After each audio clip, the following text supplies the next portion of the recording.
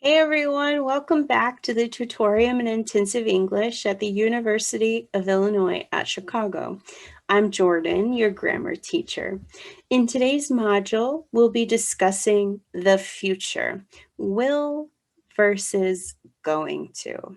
I assume that in previous classes, you have already learned the future, and you know that there are two ways to discuss the future.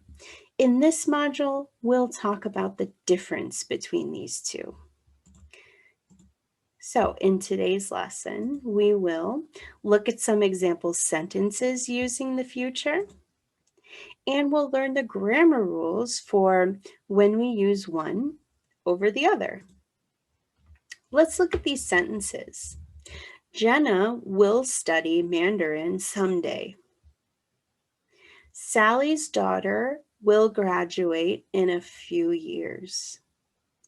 Steph and Becky are going to eat at the Momo World today. That's one of my favorite restaurants on campus. Ellie is going to have a baby soon.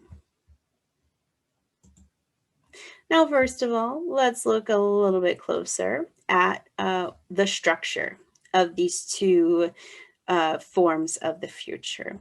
We see will study, will graduate, are going to eat, and is going to have a baby. Okay, let's look closer at some of the rules. So rule number one, you have probably learned this before. When we want to discuss future, we can use will plus infinitive or base form or base verb.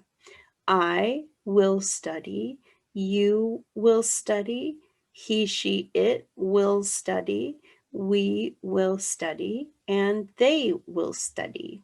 Notice that will is the same for any subject.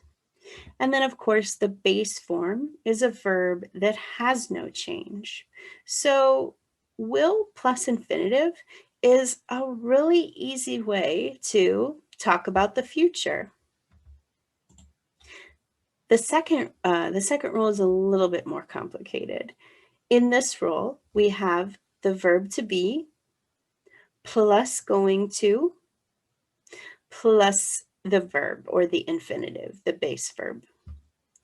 So for this, we'll notice that the verb to be must change depending on the subject. For example, I am going to study. You are going to study. He, she, it is going to study. We are going to study. And they are going to study. So this one is a little harder than will because it's a little bit longer. And you have to think about the subject-verb agreement or making the subject and the verb to be go together. That can be hard for some people. Now let's look at the time words with these sentences. So Jenna will study Mandarin someday. Sally's daughter will graduate in a few years. Steph and Becky are going to eat at the Momo World today. And Ellie is going to have a baby soon. So we want to think about, in these 4 sentences, how are the time words different? Well, in the first 2, we see our will study, will graduate. We see someday, in a few years. To me, when I see those, I think about something that is farther in the future, a distant future. But if I look at The going to sentences, going to eat today, or going to have a baby soon, those are things that are a little bit closer in the future. So, when do we use will and when do we use going to? With will, we can use that form of the future with dreams. So Jenna will study Mandarin someday, we hope. And for things that are farther in the future. So Sally's daughter will graduate in a few years. Years are pretty long, right? Going to can be used for plans that are already made. We know they will happen. So for example, Steph and Becky are going to eat today. They made plans a week ago. And so they know that today they are going to eat some momo. Same with Ellie. This is something that is occurring quite soon. Ellie is going to have a baby soon. That's not years from now. Maybe it's next week. But with going to, we know that it's something that is coming up soon. Now, before I leave you today, I do want to say thanks for studying with me. But as I've also said in my other videos, we do have these grammar rules for tendencies or patterns or trends in our language.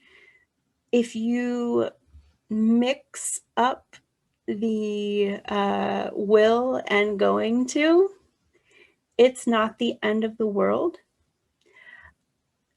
People will still know what you're talking about. They will know that you are discussing the future. So don't get really worried or feel afraid about using the future now. Don't be afraid that you are using the wrong one.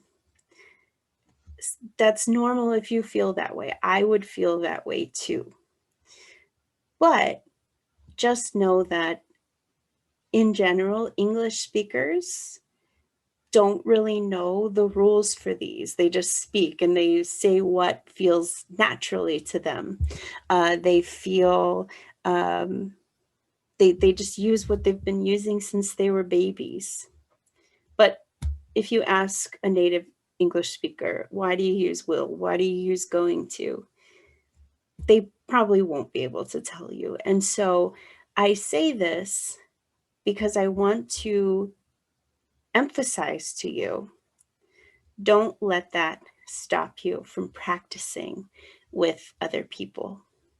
It is so important for you to practice with these concepts on your own, with other people, without being nervous or afraid of making, as I always say, mistakes. Okay? So thanks for hanging out with me today.